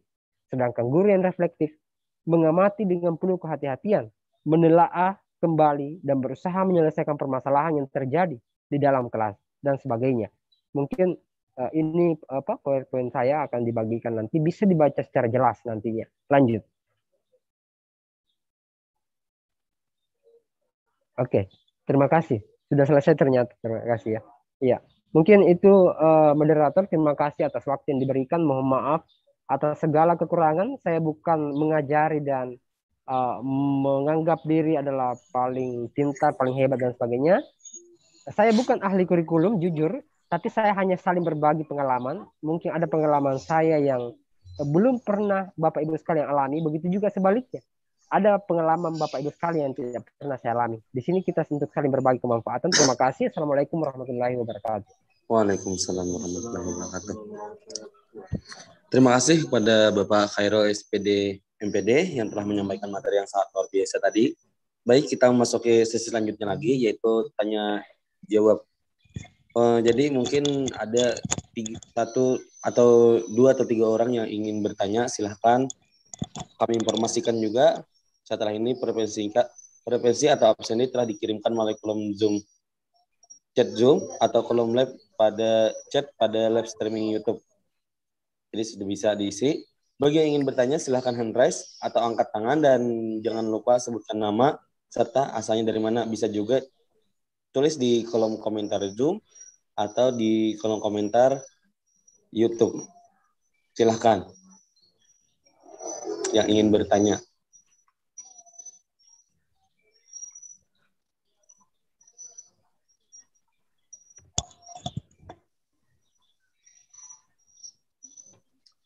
Silahkan kepada yang hand raise.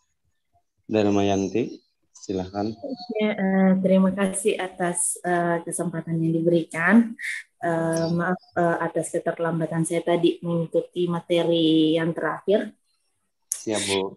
Ingin saya tanyakan dari pemateri, tadi pada slide refleksi, di situ diperlihatkan bagaimana model pengajaran reflektif dari SCON. Nah, yang di situ tadi kan ada untuk menjadi profesional yang kompeten, ada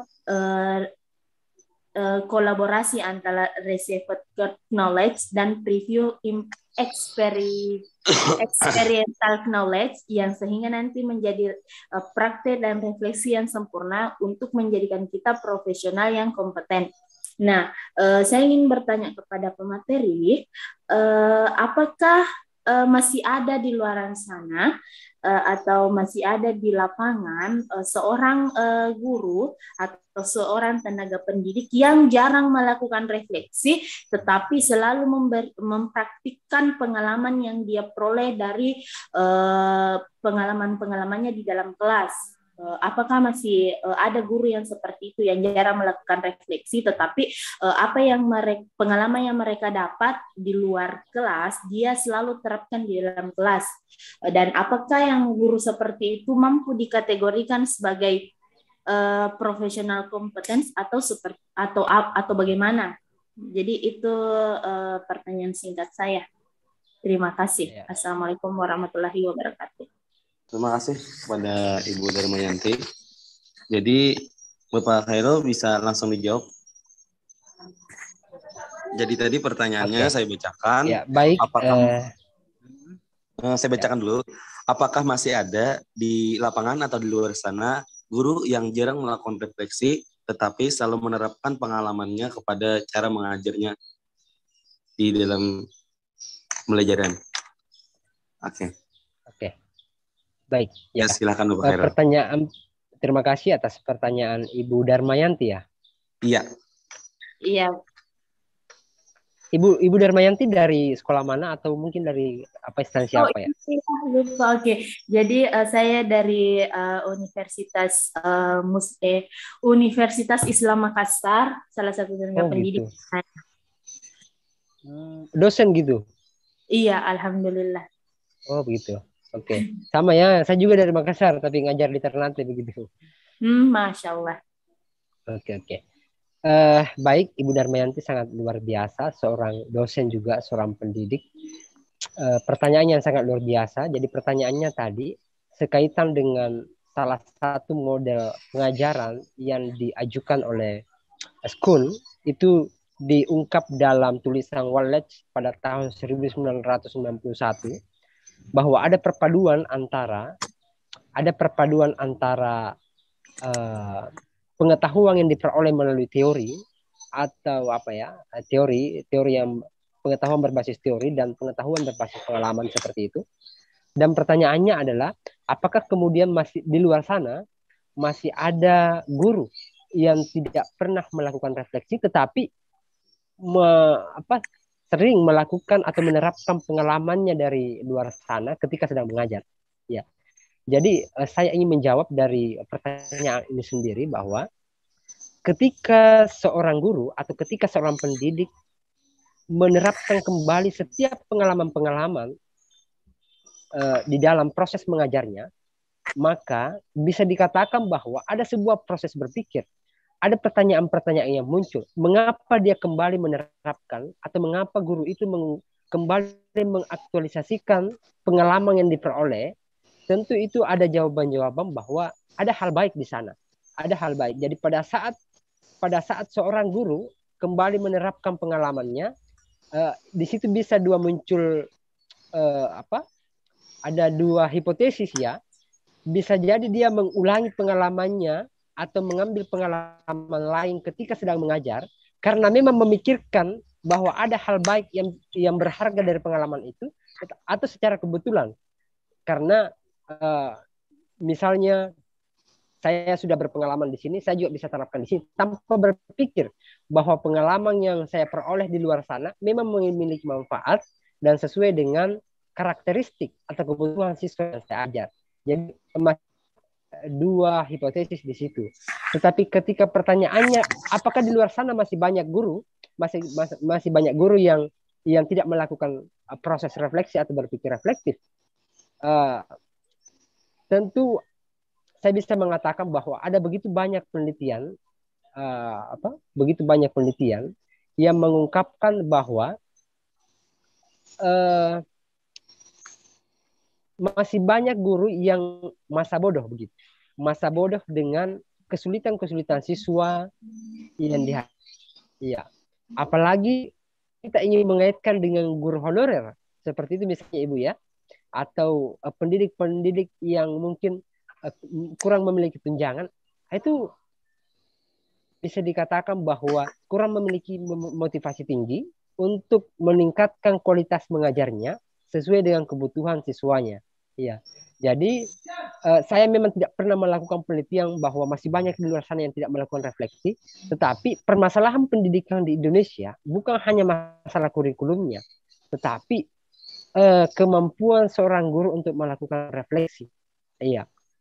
Ketika misalnya dikaitkan dengan berbagai penelitian, berbagai metode penelitian, misalnya penelitian tindakan kelas, penelitian tindakan kelas yang banyak dilakukan oleh seorang guru misalnya, itu membawa metode pembelajaran atau metode pengajaran misalnya, ya tanpa hanya mencoba untuk berupaya menjadikan metode yang dibawa itu berhasil, tanpa mendalami seperti apa permasalahan yang dihadapi siswanya, tanpa mendalami bagaimana kesulitan-kesulitan, dan dari kesulitan itulah muncul metode yang bisa digunakan oleh guru yang mungkin belum pernah diucapkan atau belum pernah diulas oleh dalam buku manapun.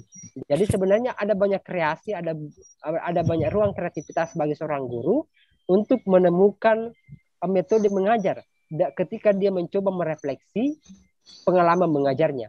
Jadi ada satu metode penelitian Ibu, Bapak Ibu sekalian, yang disebut dengan DDR, Didactical Design Research. Metode pembelajaran itu bisa muncul atau lahir hasil refleksi dari kesulitan atau masalah pembelajaran mahasiswa itu sendiri. Jadi bukan membawa metode belajar dulu, kemudian diuji coba. Tetapi masalah belajarlah atau kesulitan belajar siswa lah yang kemudian menstimulus guru untuk menciptakan sebuah metode mengajar yang mungkin hanya cocok di kelas itu, tapi belum tentu cocok di kelas lain. Ya, seperti itu mungkin Ibu, mohon maaf jika masih kurang. Iya, saya sudah menangkap dari apa yang saya tanyakan tadi. Terima kasih. Iya, baik. Terima kasih. Oke. Terima kasih, Bu. Oke, Ya. ada lagi yang mau bertanya? Silahkan untuk hand raise. Pak. Silahkan, Bu.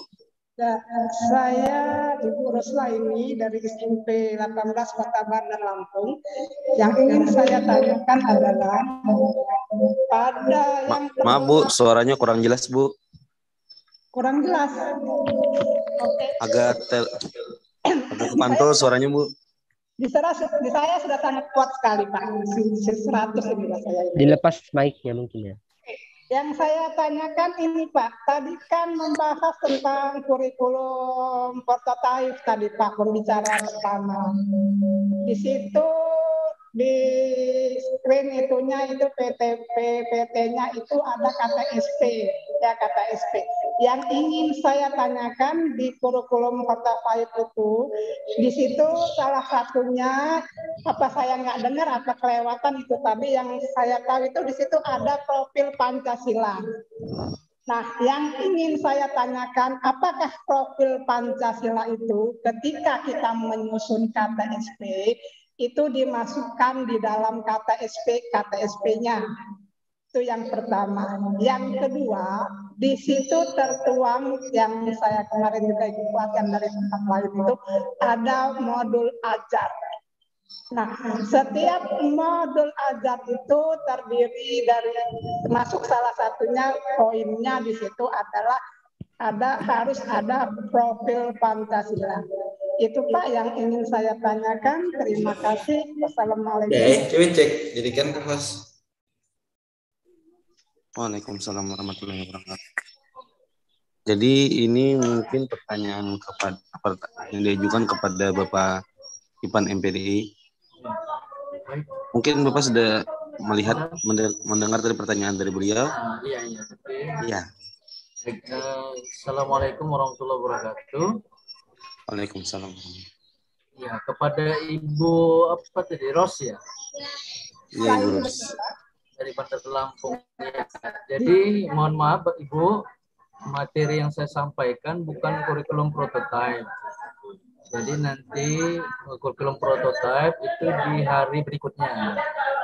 Jadi mohon maaf, yang kita bahas di materi pertama tadi adalah kurikulum tingkat satuan pendidikan. Jadi kepada Ibu Ros, minta izin mohon maaf Ibu, nanti saya nggak wilayahnya untuk menjawab.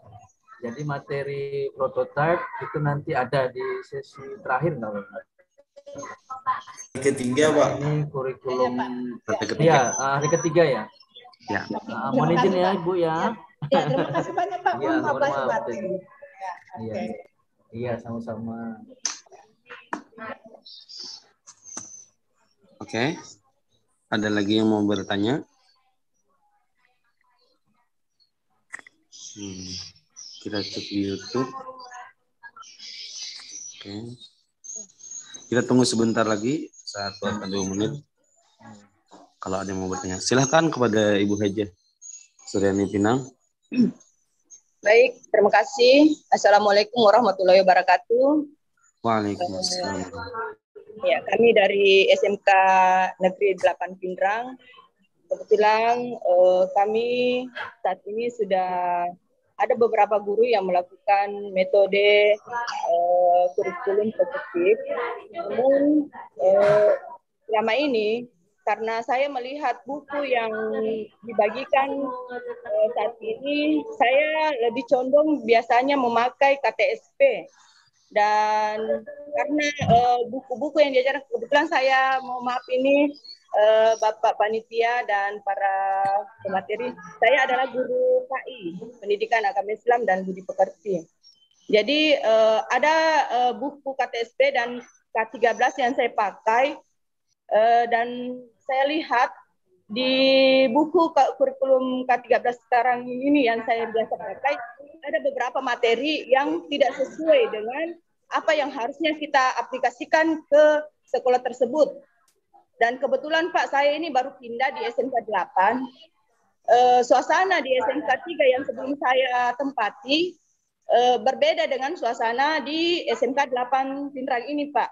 Maka dari itu buku yang saya pakai di KTSP saya angkat lagi kembali di SMK 8 ini. Nah, pertanyaan saya, apakah tidak melanggar metode pendidikan yang saya gunakan ini, Pak, jika saya gabungkan seperti itu? Apakah tidak ada pelanggaran seperti itu?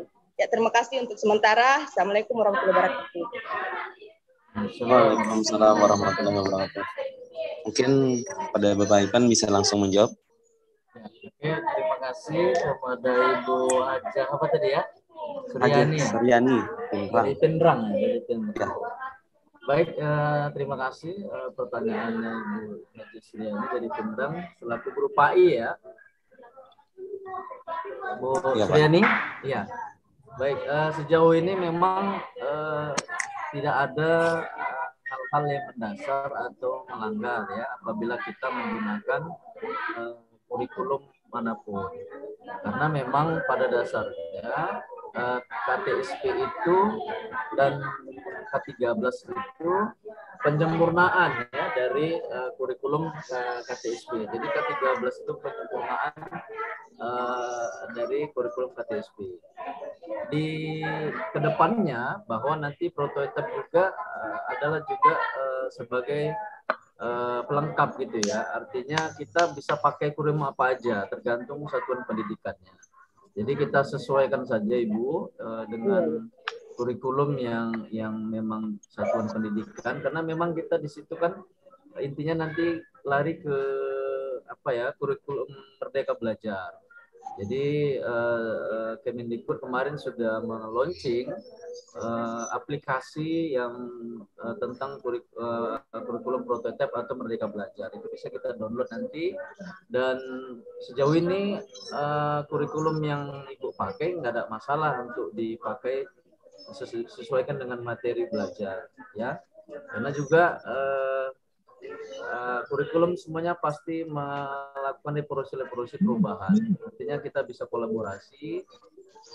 Kalau memang tentunya yang dari apa namanya ya, KMA 183 itu yang sudah menentukan dari pusat bahwa seperti ini kurikulumnya, itu saja. Jadi harus memang kita ikuti perubahan-perubahan itu, dan kita harus memang harus berubah dalam hal itu. Tapi kalau untuk mengambil sedikit apa namanya sumber belajar ataupun materi-materi yang bisa berhubungan dengan KTSP, saya pikir tidak ada masalah dan tidak melanggar. Itu saja dari saya. Terima kasih. Assalamualaikum warahmatullahi wabarakatuh. Waalaikumsalam. Ya, makasih, ya, Bu. Oke, bagaimana Ibu? Ya. Terima kasih, Pak. Ya. Oke, terima kasih Bu. Oke, kepada yang lain mungkin ada?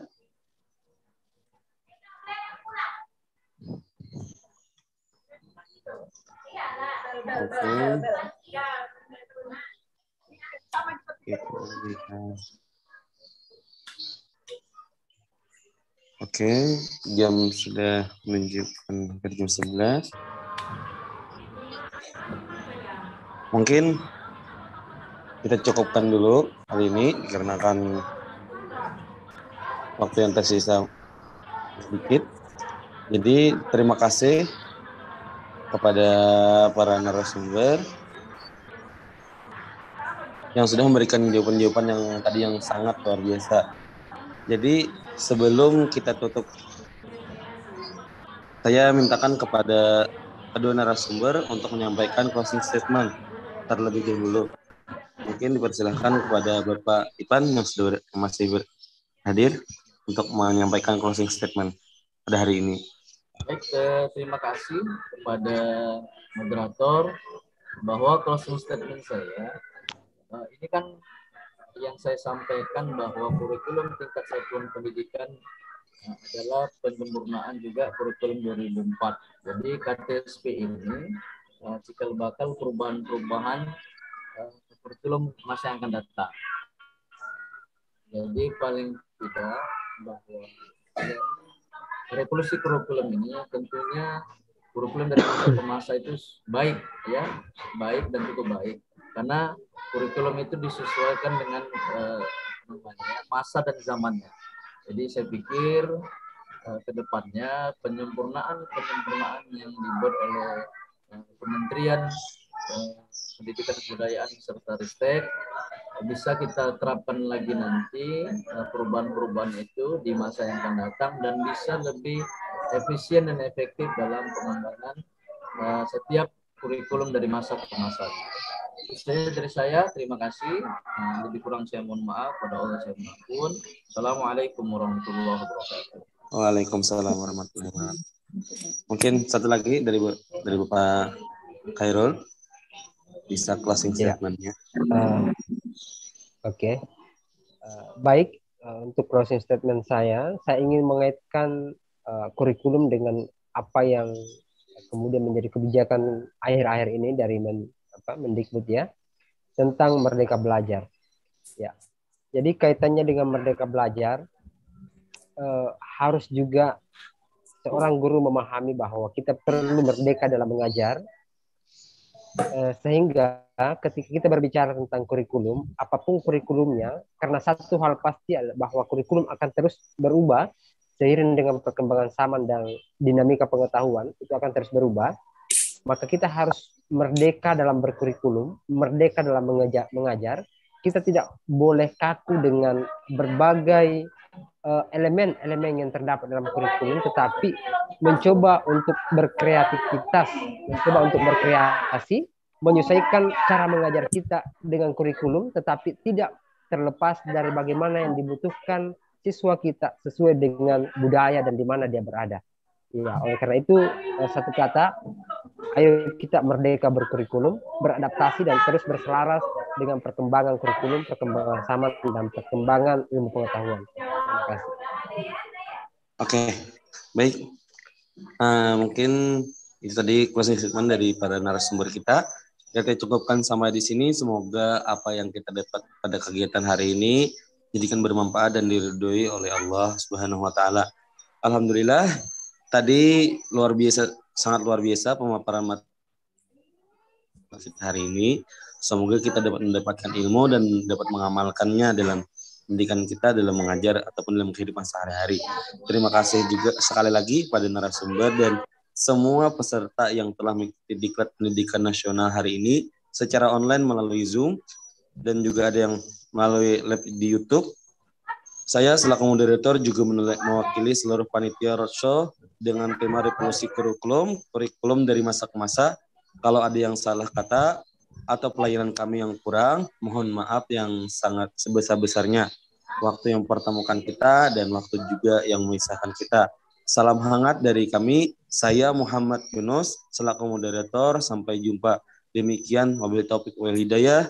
Wassalamualaikum warahmatullahi wabarakatuh. Waalaikumsalam warahmatullahi wabarakatuh. Ya, terima kasih kepada Muhammad Yunus yang telah memandu acara kegiatan Diklat pada hari ini sehingga berjalan dengan lancar. Kami ucapkan juga ribuan terima kasih kepada Bapak Ivan MPD dan Bapak Khairul SPDI MPD yang telah meluangkan waktunya sehingga bisa